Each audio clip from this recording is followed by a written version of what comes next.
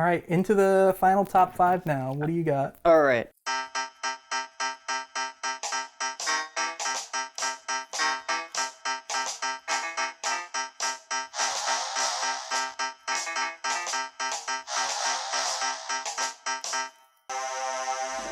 Viewer beware, you're in for a scare. My number 5 is an episode I didn't know going into. I never saw it when I was young. I never even heard of it. And the title, I maybe theorized what the episode was going to be. And I was pretty accurate just based off the title. Adam Sandler's Click. You better get started. Wow, I just got a big headache. Okay. It's literally just Adam Sandler's Click. I've never seen Click, by the way. Neither have I. The movie, the Adam Sandler movie, I should specify.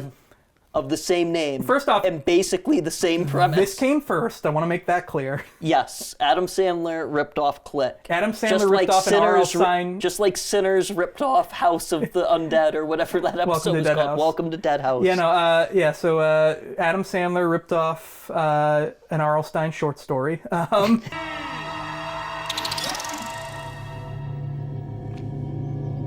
That almost made my top 10. I really wanted to put it on there, but I just Welcome to Dead House and Headless Ghost just made it not make it. So what I predicted is it was going to be some snot-nosed kid gets a universal remote.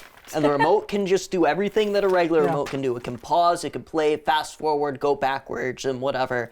Except it's with real life. What I didn't predict is that the episode would actually be good. And it's really good. Especially would have a good lead actor. Look, guys, I'm sorry, but sometimes you just drive me nuts. Yeah, and he's really good. I like that actor. He was in the Attack of the Mutant episode, which is not scary, but like it's entertaining at least. You're the galloping gazelle. You're real. Real tired of waiting. Turn that heat off. Come on, I'm broiling. That's the Adam West superhero episode. Yeah. And he really does his best in that episode there, and he returned for this one, and he's even way better in this. That's something I noticed about this episode in particular, and again, as we got into season 3, is the kids were slightly older. Like these feel like high school kids in this one. It's usually like the middle school crowd are like the main characters. It's this episode, what it has going for it is the same thing Say Cheese and Die is all the actors are older. Right, and the characters are older, so there's this little bit more weight, and it's a really simple episode. Like, I want to say, this one, if you remove the Goosebumps aspects to it, and if you put this on a black and white filter and just gave it to some random person, and if you told this person that now this would have to be a young person who doesn't know any better, if you told them very 90s, because it looks very 90s, but if you told them at least in basic premise that it was a Twilight Zone episode, it works. Oh, it works. It's very Twilight Zone-y. Let's see. Rewind. And this is one of those episodes where like it goes on, he uses it, he can pause time, and there's several points where he'll do something and he doesn't quite know how to fix it. Right. And he'll try to fix it, and slowly he's not evil, but he realizes he has God powers. He is a control. And he's not going to let go. He is a bit of a control freak. He likes to really like make like the part of the premise is his parents are always up him for like ordering stuff online and spending his money, and he just doesn't want to deal with that, which is why he'll pause function, like take a break, like, and he's a little obsessed with control and wanting things done his way, and that really the remote ends up playing up on that really in a sense, and like really corrupts him. Studying is a thing of the past. His friend is a good friend, and like he thinks it's neat at first, but then actually tries to like force him to get rid of it. Of course. This isn't funny, Seth. Right. And by the end of the episode, it's there's a point where he pauses and he can't unpause.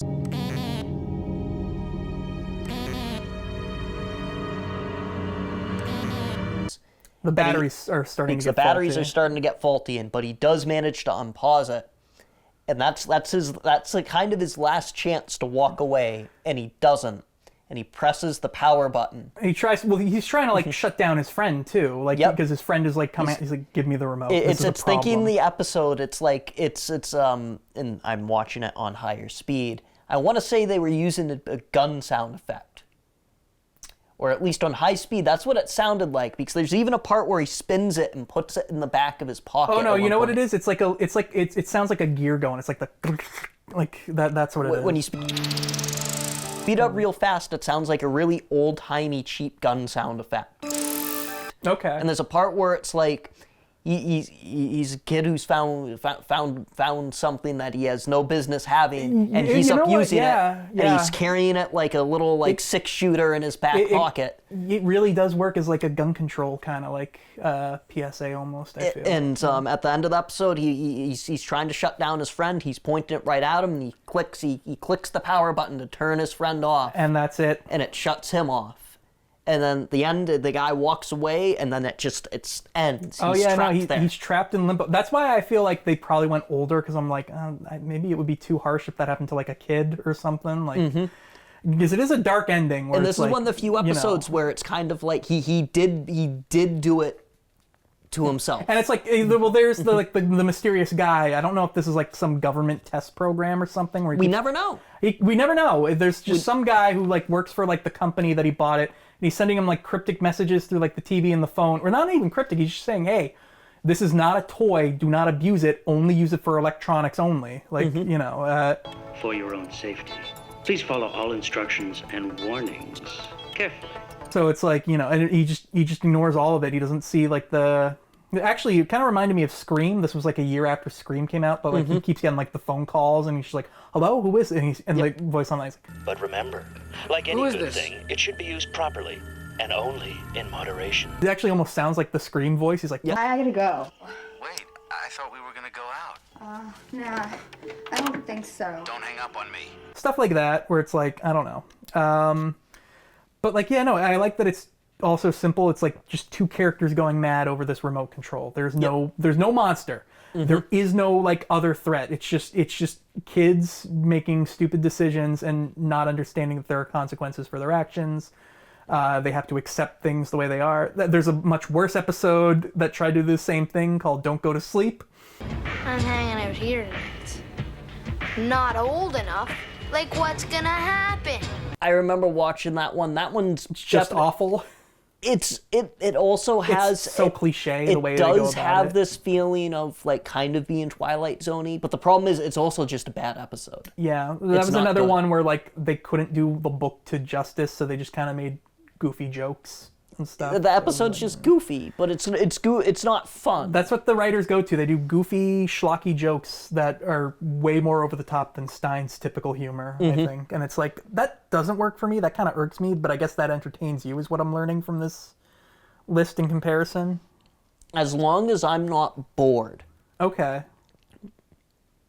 I'll get to that right before my number one. Oh, okay. Before my number one, I have an honorable mention, and I have a dishonorable mention. Okay. Ooh, all right. All right, so that was your number 5. I have a request for my previous one. What's that? It's really funny for that episode, when you cut the footage of it, you just cut the scenes from Adam Sandler's Click and not Goosebumps. That's the problem. I've never seen Click. I know it's the same exact premise. He ripped it off. But like, I assume it's like, it probably goes in like more a comedy direction, I would imagine. Oh, there's Barney. I love you. All right, my number 5 is Scarecrow Walks at Midnight. Scarecrow Walks at Midnight is my number 2. Oh, wow. Okay, wow. We both read our number 2s early. How about that? Well, why don't we get to that one later then? Okay. All right, so now we'll go on to your number 4. Number 4, More Monster Blood.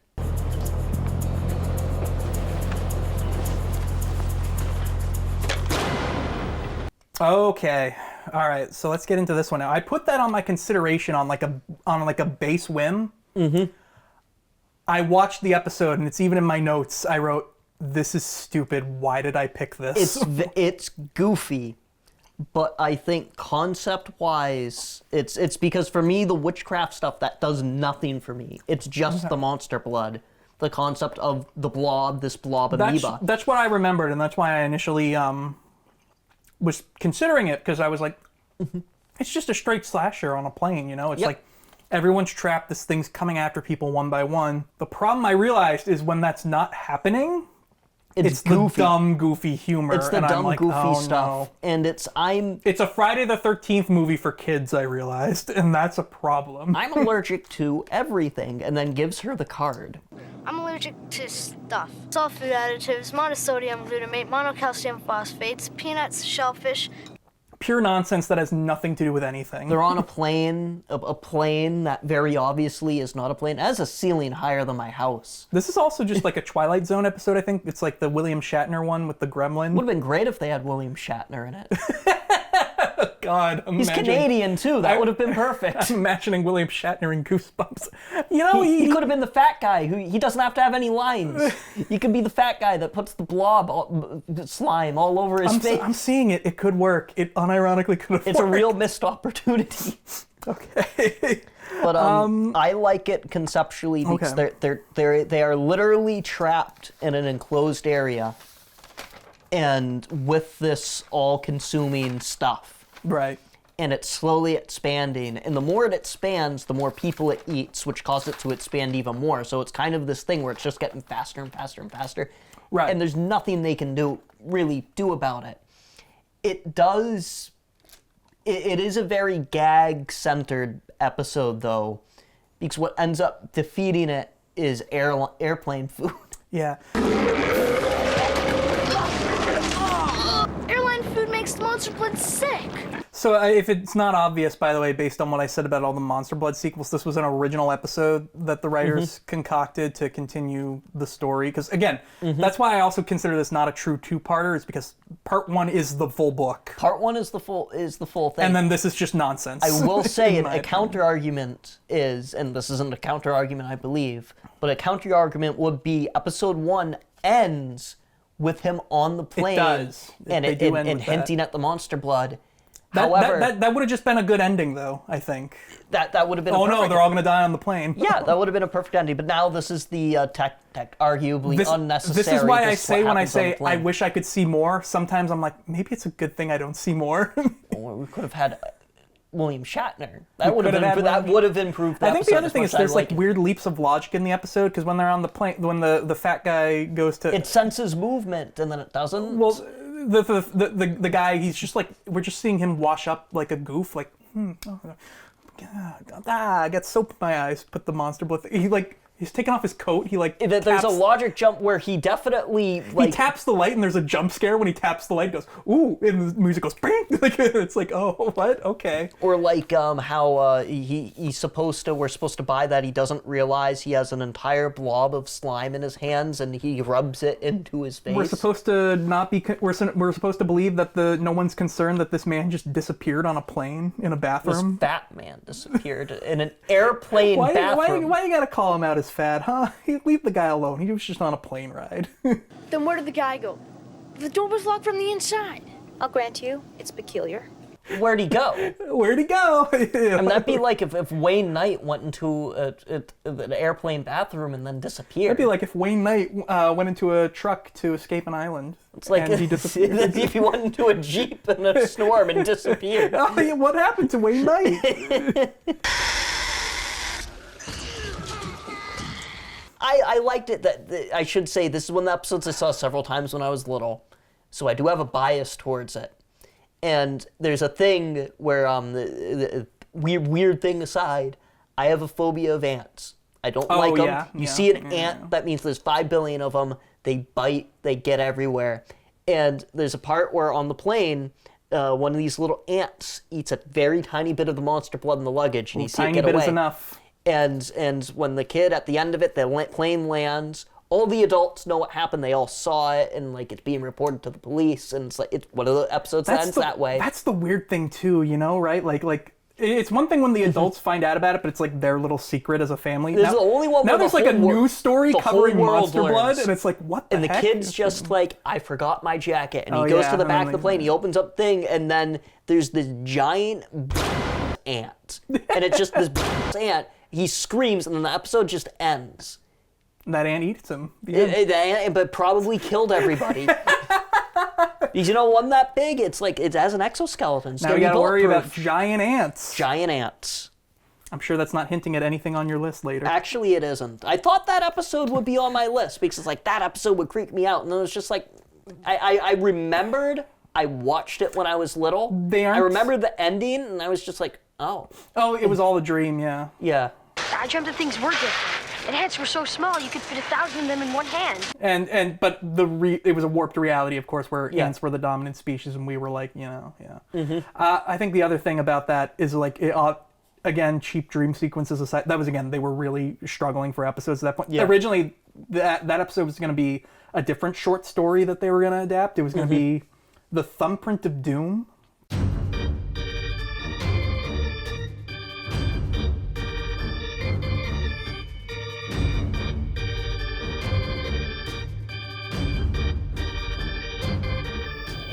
There's nothing paranormal or anything that happens in the whole episode. And I think the person who was reading the script for this was like, this is terrible. Yeah.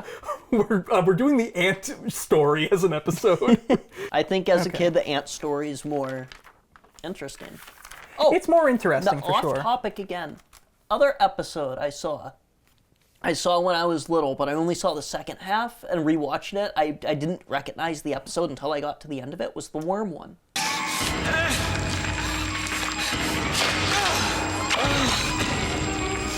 Oh, yeah. Because I distinctly remembered him getting caught by the fish. So you were like, oh, fish, deep trouble? I was just like, I remember, I got to that point, it's like, oh, I remember this episode. Okay. Not on my list. Oh, yeah, it's not on mine either. Actually, R.L. Stine, that's like one of his least favorite books that he wrote.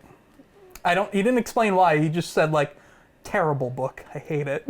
What a dumb idea. I can image that, R.L. Stine saying that before one of the specials, just in his deadpan voice. Oh, we didn't talk about the Night of the Living Night of the Living Dummy 3 R.L. Stine bit. There's oh yeah, where he is the dummy. That's the best. That's the only good part of the episode. Apparently, in my opinion. The prop department were getting really like hot feet, and as well as I think the producers about like the dummy they made for R.L. Stine. They were just like. They were getting really nervous. They were like, oh, do you think he'll be offended by the little mole that his iconic mole, they put it on the dummy? Yep. They were really worried. He's like, oh, do you think he's going to be offended? Oh, I hope we don't hurt his feelings. And then he showed up and he was like, oh, you even got my mole. He like loved it. He was like, he loved the perfection of detail. I'm R.L. Stine. I write the Goosebumps books. You're not R.L. Stine. I am. You got a kick out of it. We should talk about that real quick, actually, aside. There was like 6 two-part specials in the first 2 seasons where R.L. Stine shows up. He narrates the beginning, the outro, and intros of the episode. He talks in like a very dry manner. He's like, you can tell he's not an actor, but he's just kind of like playing that to his advantage, where he's like, just like, he's got like a dry sense of humor, I feel, almost with it. It's just one of those fun things where like it's delightful. Not all those episodes are my favorite, but every time he just shows up, it's just a delight to just watch him like be happy about this thing he's created and see it come to life on television, I think. That's another reason I like him, I guess. All right, that was your number 4, right? More Monster Blood? Okay. My number 4, for the record, I just want to say Monster Blood 1 is higher up for me than More Monster Blood. My number 4 is The House of No Return.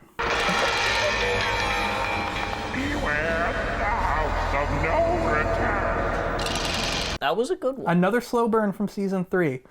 The big thing with this one, so basically a group of kids, they like to just torture other kids. Really, they're just jerks, honestly. And I think the ironic thing is they're looking for more friends who are cool enough to hang out with them by forcing them to stay in this haunted house for an hour. And in the reality, no one wants to hang out with them anyways because they're just kind of like jerks. Yeah, he probably doesn't have any friends.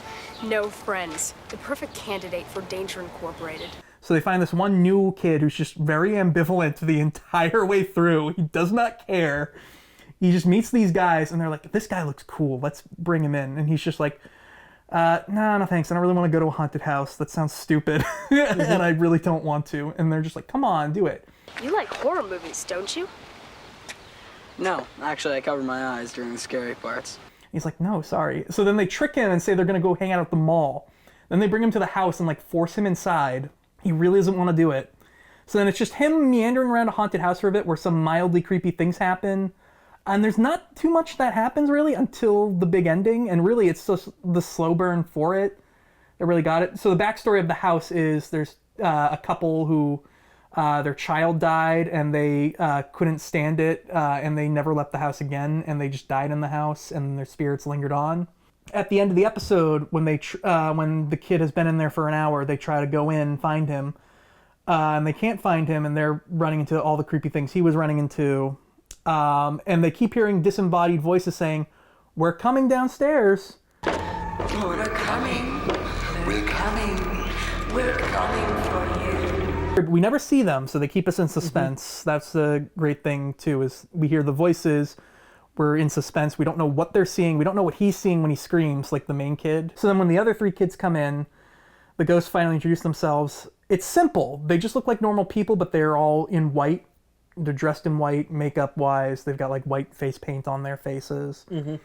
And that's when they reveal, oh, he's gone.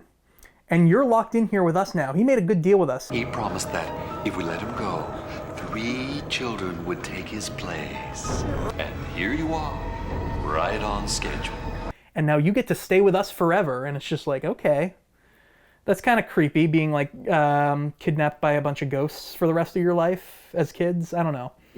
It's another one like Click. This is the only reason Click also didn't make my list, is because this episode kind of does the same thing with the ending, where it's just like, if you're a bad person, bad things are going to happen to you. And this really kind of takes that for like a really rough turn of like these kids being stuck in like this haunted place with like these evil spirits. I guess they're not evil, but like they kind of feel evil because they're kidnapping them against their will. They aren't good intentioned. No, they are good intentioned. They just want kids because, you know, like again, they lost their young child and they've always wanted a family. Now At they the can't have expense of presumably turning them into ghosts, which is polite way of saying they're going to kill them.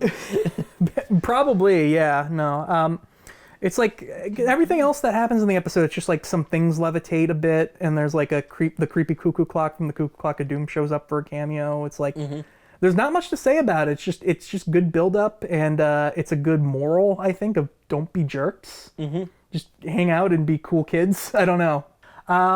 That's the reason it stuck with me. It's just a dark ending, and it really kind of fit that like season 3 aesthetic of like, make it more scarier, make it more darker, get away with more deeper tones for children, that kind of, you know, address certain issues. All right, that's my number 4. That's all I have to say about it. All right. My number 3, going back to season 1. Okay. This one is one, and I'll preface this. This is one I saw several times as a kid, but it's a 2-parter. So I saw part 1 many times, but only saw half of part 2 growing up. I'm gonna assume this is the only other part 1 episode that's worth talking about that we haven't talked about. So we would, well, you might not think so. Oh. This episode, it's not really scary, but it has a lot of intrigue. I think at least for me when I was a kid, where it's like I want to know what's happening. Yeah. It's Welcome to Camp Nightmare. Yeah, exactly. Colin, get out of there! Saber's coming. Come on, man, we gotta go. Saber's hungry. It's you get a whole group of kids, and like some of them are like they're all like kind of those weird '90s kids. One of them is set up as kind of the jerk, but he's not a jerk. He's actually like a really cool kid. He's a genuinely cool dude looking out for other people. We've got like a whole team of like stereotype token characters, essentially. And so that they all get thrown off the bus. The bus driver just doesn't say anything. He just dumps everything in the road and then almost runs everybody over. The camp guy like shows up and then drags them all out into the woods to the camp. Right. Everything is weird. This is very clearly not a fun camp. It's they're all split up. So all the guys with one group, all the women with the other group. So we're following the guys. We just don't see the girls anymore for most of the episode, at least. Girls are not part of this program. Good. I forgot my deodorant. This one small group we're following, their I'm gonna call him chaperone, is this dude who kind of looks like the Busey brother, right? Or Busey's son. I like to call him the best actor in the entire show. Where's Mike? Go back to your table. This one's for counselors only. He is amazing. He is the best jerk in the entire show. Oh my God. You can tell he's having a lot of fun. He does not care about those kids at all. He does more harm to these children than most of the monsters who are actively trying to harm children ever get to do. Hit him right in the head. Come on, man. The guy was running on the baseline. We learn later that's by design. design. This is through sheer neglect. Right. No, not even incompetence. We know he can do these things. He just chooses to let things happen. And then we have the guy in charge, who's very off-putting because he's this very like happy, cheery like guy, but then he'll go like 0 to like 100 and flip. And he'll go almost Arlie Ermy, and then he'll flip right back. Where there's one part where like everybody's supposed to sit around the campfire sing, and this after like one of the friends got bit by a snake. And then the kid goes over to cheer him up and it's like, you weren't singing. We're talking during the camp song, Billy. No, that's not allowed here. And it's like, I'm trying to see if my friend's okay. And then he goes over, he puts his hand on the kid and he says he's looking out for his friend because he's concerned. This is the #1 camper of the night. Yeah. 3 cheers for Billy. Hooray! And it's like, and it's very whiplashy for this kid. It's another one where there's not much that happens in part 1. It's all just kind of set up. I like that they do set up different things like the forbidden bunk. They don't explain why. He just says, why is it the forbidden? Because it's forbidden. Don't go there. It has very good humor where for a kid it won't be funny. It won't be funny, but for an adult it's lots of just kind of he got plays bit by on the things snake. like He needs to go to a nurse. What nurse? You think Uncle Al runs a camp for kids? Here's a bandage. For wimps? Now wash the baby's arm, then wrap it. He'll be fine. Grow up. Why is the bedding outside? There was a snake. Why is the bedding outside? It's getting dirty. But we get to part 2, and by this point, one of the kids is missing. Actually, no. It's I think at the end of part 1 is when the other kids go missing because it's you're gonna go out to the lake. Oh, so you'll go love up to it the there. lake. It's beautiful. And it's hey, have you seen Roger? I checked the files. There is no camper up here named Roger. No first name, no middle name, no Roger. It's 2 of his buddies are out in the canoe, and like the other guy comes back, and he's just like, put on your life jackets, and it's like not even a life jacket. It's like one of them is like those little donut things, and he's like, put this on. He's like, I don't need this. And it's like, get back here. And the 2 guys they're swimming opposite of each other, and they flip in, and they're drowning. And it's like, you're the counselor. You have to help them. And then he's just, I was never here. Nope, I never saw this. I was never here. Sorry. Never saw any of this. You can't leave him out here. I was back at the lodge. And then he goes out to swim for him, and he can't find him. That's so where by he's this all point, alone. it's like 3-4 people are missing. Yeah, and every time he reports they're all denied as not existing. They didn't exist. So you got like that sense of neglect, that sense of like conspiracy, or like what's going on. Now, this is where I want to point out because you've ignored this fact completely. Yes. At the very beginning of the episode, we established there is some creature roaming around the woods. Oh yes, the creature. There's a creature roaming around. The camp staff know about this. They call him Saber. He's gotten several kids before. Don't worry about him. Just stay out of the woods and away from anything else, and you'll be fine. And stay in your bunks. Don't go out after night. Don't go looking for it. And then one of the kids, before he disappears, he's going, Saber's out there. Saber's hungry. Like there's some weird spiritual thing going on. Yep. And you're like, what's that all about? So then, at some point, I think this is in the first episode, we see this weird dude who looks like kind of like a what's the word? Kind of like a janitor, this bald guy. Yeah, the bald guy. Looks like, what's his name? JP Manu? The dude from what? He looks like, that guy. He looks like him. He looks like him, yeah. And it's, and he's not friendly at all. And so it's, in the second episode, it's like we're getting midway through, he's freaking out. Now he's like, he has to figure out what's going on. If I remember correctly, I forget which order it was. He goes to the forbidden bunk. They went there once before. He goes there again. And there's another point where he gets chased by the thing. He decides he's going to fight back against it. He goes to the bunk again, and he meets one of the girls who also ran away, and she says, oh no, the same thing's happening here. Yeah. And then he looks outside. Well, then they get to the forbidden bunk. That's where they find all the letters that they've been writing to their parents. They find the letters that they're supposed to write to their parents, but they aren't being sent anywhere. Yeah. So he looks outside. he sees the remaining guys from his group gathering up, but they're all in like a military-style formation. Right. The really nice guy who's the leader of the group is now gone like full like Army Ranger. Yeah, he goes outside and it's like, what's going on? He gets captured and like put in line with the rest of them, and he starts handing out these crossbows. And it's like one of the girls Those is were missing. Rifles in the book, by the way. I can see why they were changed to crossbows. Yeah. But this is something I respect. Yeah. Because a crossbow's still a crossbow. Oh, and yeah. the kid brings up, they respect the intelligence of darts. them. Is he brings up, you're going to have us kill her? And he's like, no, these are tranquilizer darts. We aren't going to kill her. And he's offended by it. And it's like, and then... We want her to stay here. And he takes the crossbow bolt and he's aiming at the guy and he's just like, don't do this, Sonny. And he's like, and eventually that's when we get to the thing.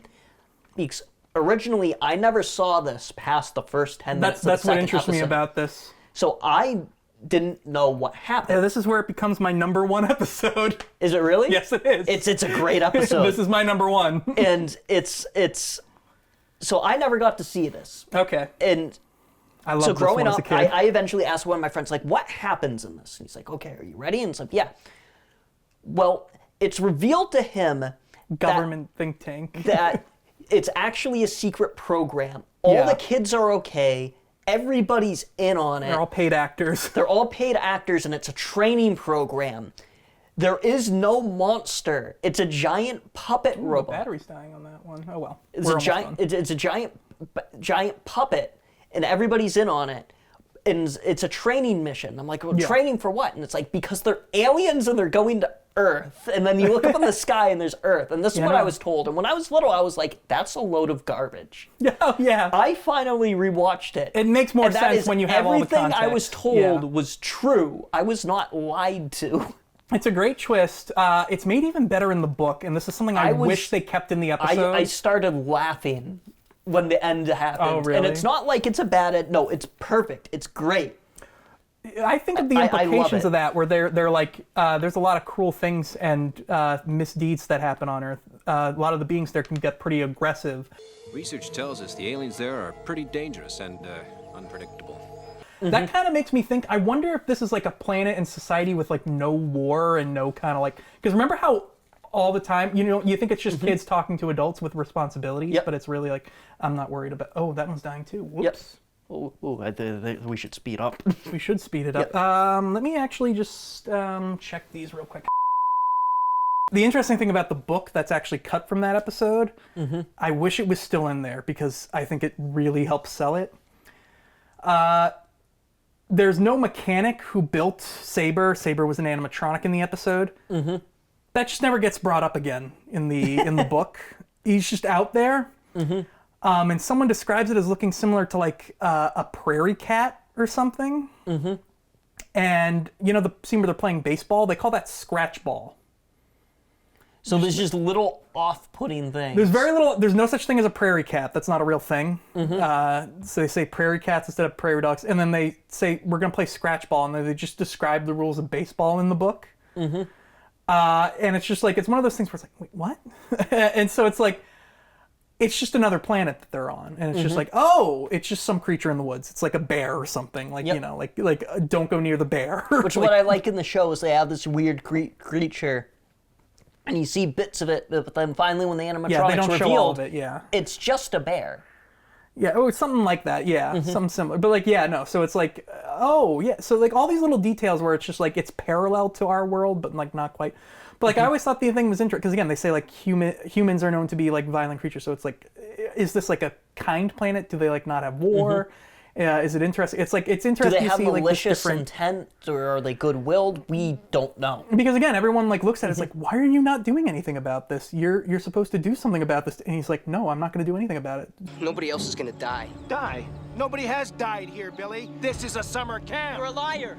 Interesting. It really kind of adds like an extra layer when you get to the twist and you rewatch it and rethink about it. Like, oh, okay. It's for that depth that it becomes number one. Like that's like, a lot of the twisty, curvy ones are the ones I went for, as well as like the simple, good monster designs and stuff like that. That's really kind of like what goes for me. That's why it was my number one. But that was your number, what was it, 3? My number 3. It was your number 3. Oh gosh, what's my number 3? Oh, you were mentioning this earlier. The Girl Who Cried Monster. That was like a tie for your number 10? Yes. Crunchy crickets, my little friends. That one, I think, was the first Goosebumps episode I ever saw. Okay, that's an early season 1 episode, too. Yep. So, so the plot of the episode is it's a girl who plays tricks on her brother. She's like really into monsters, and she likes to make pretend scare her brother and say, oh, monsters are real, they're going to get you. She likes to read a lot at the library. She likes reading like books about like monsters and like horror stuff and whatnot. And she makes casual conversation with the librarian. She's part of like the reading program. And she's like, what do you think about monsters? And she's like, well, I don't think people would like monsters if they were real. You got like discount Donald Pleasance here, it's kind of like doing that stuff. Most people like to be frightened in movies or stories. Not in real life. And then she, she stays behind in the library one day because she has to like go back for something. That's where she catches the librarian transforming into a monster. He's like eating crickets and stuff, and like he's even eating like tarantulas and stuff. That always creeped me out. The idea of someone putting like a live... originally he's feeding his tarantula the crickets, and then he has some, and then the next time she goes, he eats the tarantula. Yeah, it's like super messed up. Yeah, there's like 2 times where we briefly see this guy transform into a monster. The second time's where she gets caught trying to take a picture for evidence. So he tries to like, catch her and eat her. She gets away though before anything happens. And then the rest of the episode, no more monster effect. It's just him, and it's like a very like cat and mouse dynamic of like... He knows she knows, and she knows he knows. You left your backpack at the library. I have it right here. And they're just not bringing it up, and he's just like finding any excuse to like talk to her, reach out to her. Oh, you left your backpack here. Could I reach in and hand it to you? And it's watching this as an adult where I now realize this is about stranger danger. Yes. Yeah, and it's like, okay, that's really neat. It's like allegorical in the way you can like kind of interpret it, because it's like he doesn't really like he doesn't really try to do anything to her until she knows he knows she's around and there's no one else around as well. So he's like the perfect crime, but then when he doesn't get away with it, then he's just trying to play it off as like, I'm an adult, I'm just helping. Whatever. Yeah, and it's like, I don't know. It's like you can look at it that way, you can look at it in the more literal way where it's just like he doesn't want anyone to expose that he's a monster because he's just nervous about the reaction that people will have to it, which, I mean, I guess that could also go the other way as well, of like the more realistic threat. Yeah. Well, it's one thing I really like. What I always remembered from the episode was his design. It looks like a design a kid would make, but it's still unsettling. And it's just like a little like headpiece really that he wears. It's not even like his full body. It's just the guy. He's just like in the role. From what I remember, I think I read a trivia fact is this actor was not supposed to be in the episode. They like cast him last minute, but he ended up like doing like a great job or something is what everyone agrees on. And he does. He's good. Like I said, he's like discount Donald Pleasance. He like has like, he's like got the bald head and he's got like the very soft-spoken voice. Are you sure, Lucy? Frankenstein is a classic as well. But again, it's just one of those things where it's played off very straight. It's very suspenseful without going out of its way to be too much visually, because it is just, for the most part, just these 2 actors acting against one another. And again, like there's so many different ways you can interpret it, especially when you get to the twist of the episode, which is where she tries to tell the parents that, oh, the librarian's a monster, and they don't believe her. Eventually, they come to believe her by talking to him some more. So they invite him over for dinner. And, it's going well. He's like, oh, hello, thank you for coming. Thank you for letting me come here. This is very lovely. And, that's when he asks for dinner, and that's when they find out that they're planning to eat him, and that turns out they're all secretly a family of monsters as well. What's for dinner? You are. Excuse me? I thought you said... That's right. And they wanted to get rid of him so there wasn't a conflict of interest. And that's where it's like... You could only have one monster in a town at a time. I guess so, yeah. And that makes you wonder, it's like, okay, are these people bad people then? Or is it like, it kind of makes you wonder, is Mr. Mortman the real victim here? Where he's like, Because again, he at the end of the day, he just wanted to like keep to himself, keep quiet, and then he was just nervous about like people learning about him, and he just was like fleet. At that point, you have to wonder, was he like really concerned for his life the entire time? And I think that's a really interesting perspective to take with it as well. In addition to all that, that's why it's so high up, honestly, just because like it's very low budget. There's not much happens, but again, there's so much depth to it, really, in terms of its rewatchability. It's probably one of the most simple episodes. This is also maybe the single most simple. I think in terms of like actual humor I like, this is probably the one that has like the most of that, where it's like he comes to like her door to bring her backpack back, and she's trying to play it off. She's alone in the house, but she doesn't want him to know. So he's like, "Are your parents home, Lucy?" Like, and you know, she's just like, "Oh, well, they're here, but they're in the bathroom right now. Hey, Mom, is Dad finished cleaning his rifle?"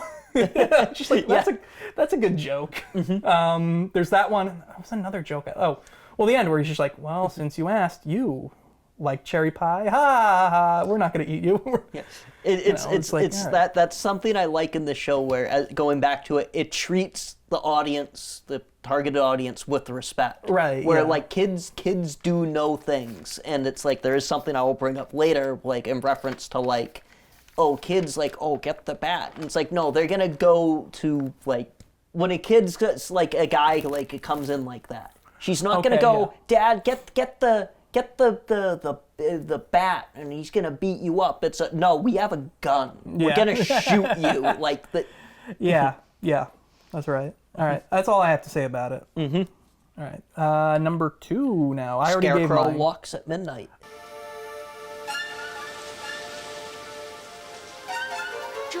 Oh, right, yeah, that was my number 5. Was my number 2. Okay. That one I saw when I was little, and that one really kind of messed with me because you have all these different, you have this Necromonicon type thing that the uncle is messing around with. Yeah. And he reads it out, and all the scarecrows come to life. They're already in the middle of nowhere. There's no help that could come for them. And all these scarecrows, which are already all around them, they're silent. They don't what I talk, remember, yeah. they don't talk, they don't make noise. They're around at night. You can't see them coming until they're already there. And they're these beings brought to life by this kind of evil spirit type thing. But they act as like a group of bugs, this swarm. So doing one doesn't affect the rest of them. But then also, it's their scarecrows. There's no vitals. You can stab it, you can rip its arm. That's not going to do anything. And then there's the rest of them. You would think because they're all stuffed with straw, it's like, you know, that would really make them kind of weak foes. Because, you know, you think of like... The kids don't have any Zippos on hand. You think of like the 3 Little Pigs or something where it's like the straw house collapses easily. And it's just like, you know, but... It just, they can absorb blows. You do think of the straw, it's like you pack it in there tightly, it's like, you know, that's they're pretty good. They lose heads a lot, but the heads don't do anything. They just keep moving. There's no brain up there. There's no vitals. Well, part of me wonders, because it's like they don't explicitly say what the scarecrows do and what the real motivation is. It might just be to scare them because that's their intention. That could be it. But like, we don't know.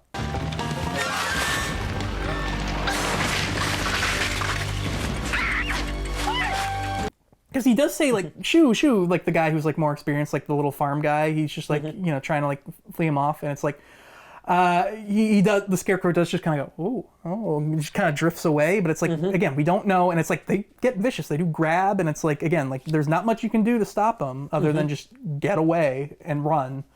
I like the way that they look too. Like they look like rotting corpses. Again, it's like that like weird material they did for the masks. Whatever it was, every time they're scarecrows, but it's basically just zombies. It's a zombie episode, but like more interesting. I always thought the scarecrow in general was like an underutilized monster per se. It's a zombie episode with dismemberment and gore, except it's child friendly. You aren't showing any of it. Enough.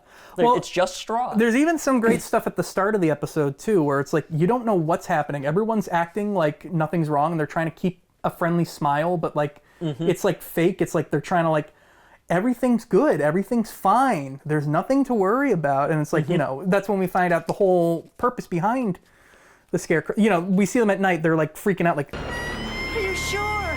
Are you sure you locked the doors? Told you they're locked.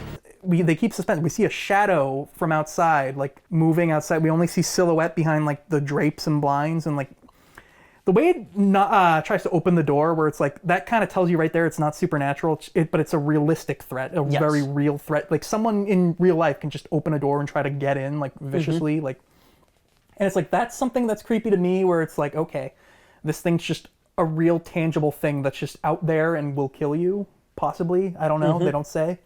But, you know, it's creepy. And then you get, like, finally it goes to the window. There's a flash of lightning. You get that quick glimpse of its face. And I think it's just one scarecrow, actually, for, like, the beginning of the episode. Yep. Only one of them's really working around. And when we get to the reveal, finally, of why this is happening, it's because, like, the farmhand Stanley, it's like, he found a book. He brought them to life by accident. And before he put them back to sleep, that's when he said, like, I'll do it.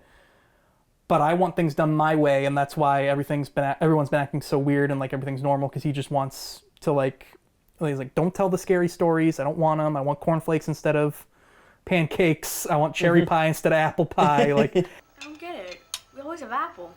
Yeah, it's Grandpa Kurt's favorite. Cherry's my favorite.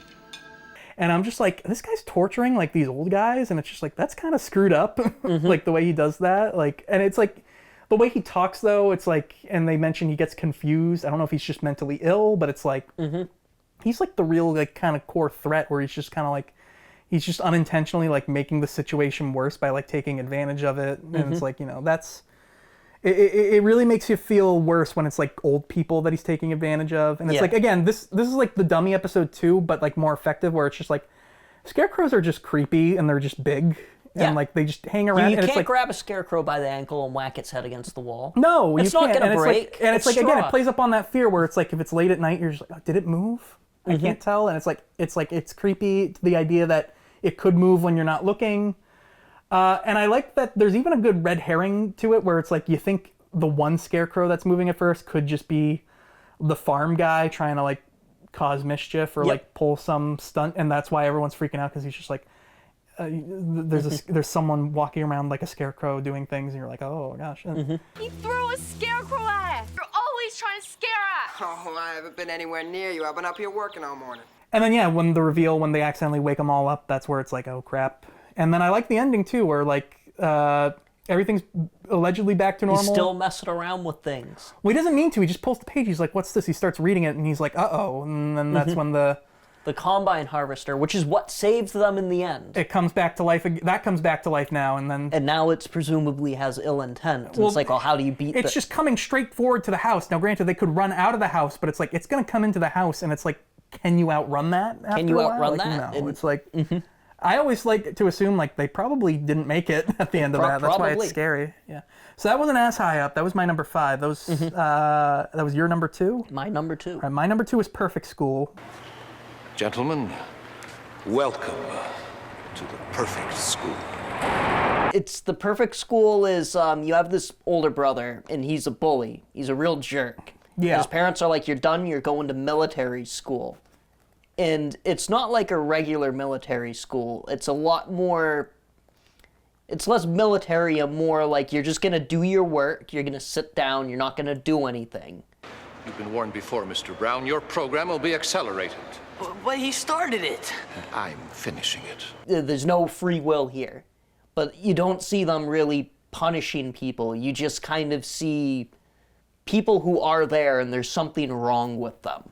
And that's at least the first episode. And then later on in the second episode, you realize what's going on is that they're being replaced, like Invasion of the Body Snatchers. It's a really well-made episode. That's part of why it's even on here. Well, this is the interesting one, too, because I mentioned, so most of the things on my list are definitely from, like, seasons 2 and 3, which by the time people are hearing this, they'll definitely get a sense of if they're a Goosebumps fan. I just think 2 had, like, a lot of the iconic book adaptations and monsters and creature designs. 3 just had, like, the darker episodes, because that was also another thing, too. They were going to make this a nightmare for continuity. Sorry. They were trying to make them darker at this point and get and see what they can get away with more in the 3rd season, as opposed to, you know, the first 2 seasons where they were kind of playing it a little bit more safe. Especially, they were playing it really safe with season 1, with a lower budget back then. But this one... now that they were doing the short stories, as I mentioned, those could really help fill an episode a lot better, as opposed to like a full book. This is the only short story that got a 2-parter. This is a short I'm story. surprised. This is not a full book that R.L. Stein wrote. But R.L. Stein has commented and said he considers this the best adaptation of his work ever. It's probably because it's a full adaptation, I would assume. Probably. I mean, this is another one that this could have made a good movie plot. I was going to say this about Say Cheese and Dies. Say Cheese and Dies, because of like the way they deal with like the suspense and like looming suspense. That could have made a better movie with like better pacing, I think, honestly. They would have had the best child actor for it. Yeah, they would have. Not like they would have realized it at the time. This one, I think, too, again, I like all like the dystopian society vibes where like, again, like they kind of like, the school is very prison-like and military-esque rather than like, typical school or boarding school.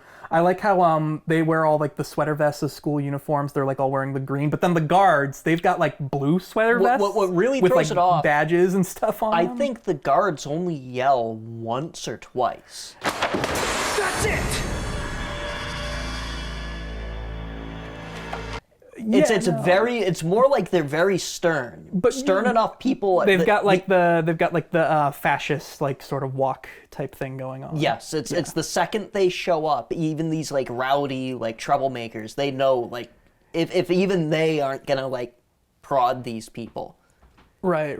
And it is like it really is like a very simple story that like you could do in like, honestly, I feel like every like sitcom or TV show has done this to death, where it's like, we're gonna toughen you out by sending you to the strict boarding school, and it's just like that's what I mean. Is they all do it, but this one feels different. There's nothing from them. Paranormal or scary about it, at least at first. Where like then obviously things are really weird. Where it's like, again, kids will just come out being like, kids will disappear for points in time, then they'll come back. They're completely different. Where they're like, I just want to apologize for the misunderstanding yesterday.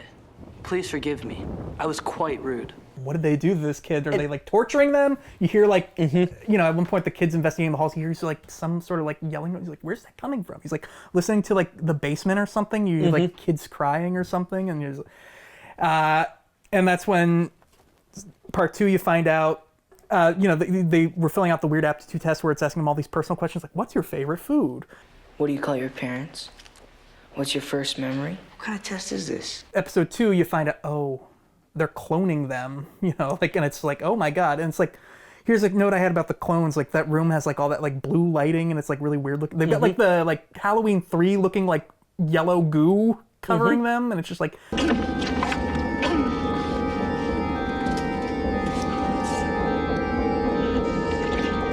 they were like, they've got like umbilical cords that they pull out. It's like, it's so disgusting and grotesque. It's like, there's something really unsettling about that, really, where you're just like, you're not expecting it. And it's just like, it's gross. The fact that they're being so strict with these kids and like, like so awful, you're just like rooting for him to escape and do the wrong thing rather than like, like, you're just like, I just hope this kid, it becomes more about like, less about it's scary. And you're just like, I gotta see how this kid gets out of this one, or it's like, he's like clearly like resourceful in the sense where like he knows how to like avoid people, he knows how to like get out of like a bad situation and whatnot. Like that's one thing I really like about Goosebumps is by this point in the show, there's been enough episodes where, I won't name any episodes, where the kid, or the protagonist at least, doesn't make it. They don't get out okay, they don't win. So there is a real like sense of like, will he actually make it? Because they really stack the odds against him. Exactly, yeah. And it's like, it seems like one of those things where it's just like, there's no way to get out. They've got it foolproof. They've been doing this for years. Who knows how many people they've done it. And you're just like, so you're just rooting for him every time he like finds something. You're just like, okay, good. Hopefully he can get away with that. Doesn't go anywhere else. And then, of course, the end, you're just like, they keep it ambiguous. You don't know if he made it out. And then we see him, he's acting all trim and proper at the end. And this is another thing that I think all the best episodes really got to me is when the twist is like, oh no, he's just pretending to be proper so no one suspects anything. He's still devious and pulling pranks on his brother. He like glues his like his rear end to like the seat and stuff with like super glue or whatever, and like and then we find out he's like hacking into their system now. He like kept all the codes and passwords with him, and he's like trying to find an escape route for all the kids they're keeping like locked up in the cells. It's to show that he's still doing his thing, but he's not. He's not the way he is because he's evil. Because he's not evil. No, he's just like, this is screwed up, and I'm gonna like be like the rebel against this like fascist regime or whatever. I'm gonna bust out all these other people who have been replaced. Operation Rescue. Don't worry, guys. I'll get you out of there. It's the last thing I do. Yeah, and Which would also imply he's gonna bust out the other 2 replicants. Oh, maybe. Well, maybe he'll just kill the replicant. I don't know. Who cares? He'll glue them to the wall. And it's like, I know it would ruin it if they did make more of it, but I am always just like, gosh, I just want to see him plan the escape or whatever and just see that play out. That would have been fun. Yep. But that is, again, just, it's really great set dressing more than anything. Again, like, you can feel like the world is really established within like that school. Yeah. Essentially. And again, that's just, it's the most well made. It's the most expansive on the source material. That's why it's so high up. It's not quite my number 1, but like it's worth mentioning, especially again because R.L. Stine himself was very proud of that one. It seemed. And Welcome to Camp Nightmare was my number 1. Yes. So now we're on to your number 1. My number 1, Werewolf of Fever Swamp. Help me! Will! Oh wow, okay, yeah, that was on my considerations, and I just didn't, I didn't talk about it much because Werewolf it was like, of Fever Swamp is the only one of the only double ones that I saw as a kid. I saw it like once and not even all of it. I don't think that's what it was. I saw it twice. I saw it part 1 time, and then I did manage to see it all the next time I saw it. Okay. I think aesthetically, it's atmospherically, it's the best one. There was that one, and then another one I had consideration. It didn't quite make it. Was How to Kill a Monster. I like swamp settings in horror, and I like the monster in How to Kill a Monster. It's this one. I think it plays with the werewolf subject very well. Yeah. It's it's like this family, they move to a swamp, this weird old house. There's this crazy old homeless dude living out in the woods. Right. And already it's like, that's creepy and weird. Don't go out there. Don't go near him. And then he meets this one only other kid, and he's this weird kid. He's out in the swamp, and he's like, yeah, come with me, look at this stuff. And it's like, well, what's going on with him? I didn't know any kids lived here. People usually don't move into Fever Swamp. They move out. And the werewolf topic gets brought up. And the other kid is just like, no, there's definitely a werewolf here. And it's like, that's the werewolf. He lives out in the middle of the woods, and he's this weird, hairy old dude. It's gotta be. And it's like, that makes sense that he's the werewolf. And, well, it's one of as those, of right now. It's one of those things where, like, you think that it's a more obvious red herring as an adult, but even as a kid, you're like, oh gosh, who could predict things? You're like, oh gosh, he does capture like the main kid at like one point, and like the cliffhanger for part 1. Yeah. And then he just like takes him into his hut, and he's got like guns everywhere and stuff, and it's like, oh, and he gosh. even howls at the moon at one point. Yeah, no, he's probably the werewolf at that point. He's playing with the swamp kid, and the swamp kid's talking about different stories. He brings him to the center of the swamp where it's just this pit that's just presumably bottomless, and it's all swampy. And he's like, yeah, a kid fell in here, and he never came back out. No telling what's down there. I wonder how deep it is. Let's find out. Comes off as a little bit of a jerk, but that's more of he's just older, and he's like alone, and he's just kind of like prodding at the main kid. He's not mean or evil though, but he's always like, go back inside, don't stay out after dark, which is what everybody's kind of saying, but even he's kind of like leaning in towards that. But there's a bit where, like, as they talk more about the werewolf stuff, they talk about this little fuzz that's on the trees, and the kid is like, oh, this keeps werewolves away. And then the main kid is just like, that's not true. And he's like, oh, I bet you believe in the silver bullet theory, too. Wolfsbane. It's supposed to ward off werewolves. Of course, educated people know it doesn't work. If I remember correctly, he says, werewolves invented the silver bullet idea, so poor people would think they couldn't defend against werewolves. And it's like, that's kind of a clever play on that. Maybe. And... well, or was he just lying to try and, like, Well, it's later on. Yeah. It's so they're messing around in the woods, and the main kid gets caught in a net trap, and the other kid is like, doesn't know what to do. The old guy comes running out, and the other kid, the swamp kid, runs away. And then our main kid gets dragged back to the hut, at the start of the next episode, this goes back into what I was saying earlier, is the kid's just like, oh, my parents have guns. They're going to come out and get me. And the old dude, he doesn't say anything. He just picks an Enfield rifle off the table and, like, cocks it in front of the kid and then puts it back on the wall. I think it's the only time guns appear in that show. It's one of those things where it's like, it's respecting the audience. A kid will say that. Yeah. And then they don't show like this goofy little like musket flared thing like in a cartoon. It's like, no, it's just a gun. It's a real gun. It's a real threat, and it's there. And the old dude eventually goes out. He starts howling at the moon. The kid uses that as an opportunity to escape. So we're pretty sure like there's definitely something with this guy. He caught the kid. He wouldn't let him leave. Now he's howling at the moon on a full moon like he's got to be the werewolf. Kid comes running back to the house. I should say by this point, like, they have an adopted dog. Yeah. And the dog, like, killed a thing. There's one funny joke in this where the sister finds a dead rabbit. Yeah. And the mom's just like, well, why do you think it was, how did you not realize it was dead? And she's like, it didn't run away. And then she's just like, thought it liked me. It's a really funny, like, bit of just, like, dark humor, that's just a real conversation. Yeah. His parents... he's brought up the werewolf thing several times and they don't believe him. Logically, right. like, obviously, they don't believe him. Eventually, the dad leaves to go into town, so it's just him and the mom and the daughter's out. And the werewolf is going into the house trying to get them. He locks his mom inside the barn. Yeah. And the wolf tries getting towards the mom, but the mom can't even really see it to figure it out, so she's convinced it's the dog. The son is trying to like find a way to deal with this. The sister ends up coming home, encounters the werewolf.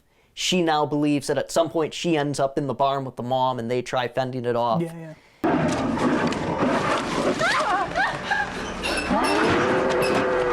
And long story short, the son drags the werewolf out into the swamp. And at some point, I think a cloud goes by the moon, blocking it out. And then that's when we see that the werewolf was the swamp kid. Of course. And the swamp kid is half transformed, and he's begging the main kid, please run away. Where we see, like, even, like, he was never trying to lure the kid out. This is something that happens to him, and I would say he wasn't trying to lure the main kid out. You know what? Yeah, you are right. Yeah, that is true. And this is just something that's happening. It's not within his control. It is just instinctual, you know. It's like in Werewolf Skin, you know. It's just they just do it. They just can't help it. And we find out that the old dude, he's out in the woods because his family was murdered by the werewolf. That's right. Yeah. And he is out there because it's his vendetta. He's not going to leave. His life mission is killing that werewolf. You took my wife and children, everything I ever loved. But the werewolf ends up getting to him. The old man lets the main kid gets away while the wolf is killing the old guy. And eventually, set up earlier, the center of the swamp, that's how the kid gets the werewolf. The wolf falls into it and he can't escape. It didn't quite make my top 10. It is all worth it for that ending, though, I think, with just seeing the werewolf in action. Because it is creepy, the way it just straight up goes for it. It just tries to, like, just maul everyone. And part of it works because it's like, how's the kid able to deal with this werewolf? Well, it's a werewolf kid. Yeah. So it's the same size as him. I will say, and I wanted to add, that my honorable mention and my dishonorable mention. What's your dishonorable mention? Night in Terror Tower. Just a sec. Okay, yeah, that's a whatever. I did not realize that was a two-parter. Oh, yeah? So that one hurt more rewatching it. That one I hated when I was hated as a kid? It wasn't creepy. It wasn't scary. It wasn't funny. I was a little invested to see what would happen. It's pretty dull, yeah. And then nothing really happens. There's a lot of production value put into it, though. It is. It's very odd because they put more money, I think, a considerable amount of money and effort into it. I think that has the most actors out of any of them. Maybe, yeah. The most extras, and it goes nowhere. The only good thing in that entire two-parter is the end of it where R.L. Stine, he closes it out and he's like, okay, now how do I get out? Can somebody show me the way out? How do we get out? Really, somebody help me. Let me out. Let me out of here. Help? Well, they do Help, and he's just deadpanning they the do whole the bit. They do the bit where he's holding the weapon and he's just like, excuse me, miss. Could I get this gift wrapped? At the beginning of the episode, and then at the end bit where he's trying to get out, you can see like he's got the little bow tie tied onto it, and it's like, oh. And he never gets out. The camera just leaves. Yeah. But my honorable mention is my best friend is invisible. We did it to help you, Brent. To save you from the others. Oh, for the ending where the eyes come out of the back of their head. That one. Are you thinking of the wrong episode? I might be thinking of the wrong episode. Are you episode. thinking of Let's Get Invisible? I think so. That's the mirror. Okay. The mirror one. The mirror is what I'm one's thinking of. interesting. Yeah. Yeah. Oh wow, you're invisible. So are you. Because it's I definitely had seen that one, and that one it's like it didn't spook me out as much when I was a kid. Because yes, that's obviously what it is. You gotta try this mirror. You gotta try turning invisible. I don't want to try this mirror. I said not to, and it's like, it just like drugs. The easiest way to deal with that problem is just don't do it. That's another one where you don't see the twist coming too. Where I'm like, what is this? But I like the way they do it. Like how she figures out that her friend is the replicant because his earring changed He's ears. the mirror reflection. Come on, one last time. Your earring. What about it? It was in your left ear before. Or like the little brother is changed because he went from a lefty to a righty. Everyone keeps saying, I feel so cold after coming back from this. Why is that? And it's like there's they don't remember what happened. They're like in the fetal position. I think it's like the mirror, the glass is similar to ice, so it's like an ice world that the mirror takes you into or whatever. So it's like, that's interesting. This world is the real world, given to the cold. It's an okay episode. I don't think it's the greatest thing, but it's well written. At least it's a good story. I think for 90s anti-drug child PSA episodes, that's definitely on the better end. My honorable mention is Trilogy. Carlsville is open. Time to play. That's the that's the other non R.L. Stine story not adapted from a book. That one I considered, but it didn't do enough for me because I would have had to do all three. I like the parable aspect of it. Again, we talk about morals. This one is like really like kind of like it's just directly baked into it. It's what I like is it's a model. And I think models are cool. Yeah. I like the makeup on the first one where she turns into a pig because that is unsettling. In all of them is actually kind of underrated. It's like because it's not monster makeup, but like Carl has like a bit of a shine to him. It's like it's like it looks like he smeared like Vaseline on his face to kind of it's kind of got like it's a toy aesthetic. It's plastic, you know. Everyone's plastic, especially when you get to like the factory workers in part 3 where it's like they're just straight up, they're not hiding it, they're just wearing plastic wrap and they've got like these like false smile like masks on and stuff like that. I like that's a good aesthetic, you know. And again, I like the parable of don't be greedy, and the third one is beware of phishing scams, I guess. And it's like the second one's very confused where it's like enjoy playing the game except you're not the center of attention, I guess, but it's like kid never even got to play baseball really all that much, so it's like, what's the moral here? Erickson hasn't played. He's still on the bench. All boys must get into at least one game each season. Come on. I think really what sells it for me is I just like Carl as a character. Yeah, the villain is cool. He's fun. He just likes to have fun. You got those shocky moments, but this is one where it works because I just like the way the character is written. Very good three-parter he just likes Twilight Zone episode. He just likes terrifying children and like horrifying them and doing horrible things to them. He's just like a sadist. And it's kind of funny. Did I tell you this won't hurt? No. Good. Because it does. Stop it! I think the one problem I have is the ending where, you know, they're like trying to burn all the playset stuff. It's like, oh, where's Carl? Did we get him? And look, no, there he is burning there, right? That kind of looks like his face. And it's like, that's good. I like the ambiguity there. And they're just like, look, here's his clothes. He has to be gone. And then we see him tumble out of the vacuum, a little tiny little man. And I'm just like, why? It's not scary. What can he do to them now that he can't suck them into their little toy town? Stomp them like a bug. What should have happened is because they got sucked up by the vacuum and returned to their original size. Yep. Carl should have got sucked up by the vacuum. Then when he tumbles out, he grows to normal size, and then it's okay. Now we can just torture children because he's a giant adult man. This dimly lit Carl in the back with the weird Vaseline like smile face. Yeah, no, I mean it was really well done. I think for like a original idea. I think it just worked. This is the end of the video now. Goodbye. Yeah. We're done, I guess. You better just turn around and go home, for it's too late.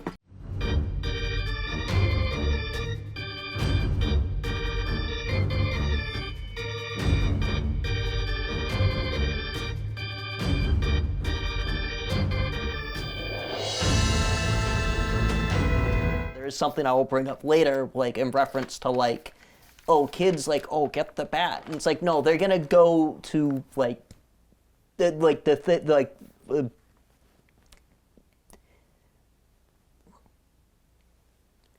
you edit around this. What are you trying to say?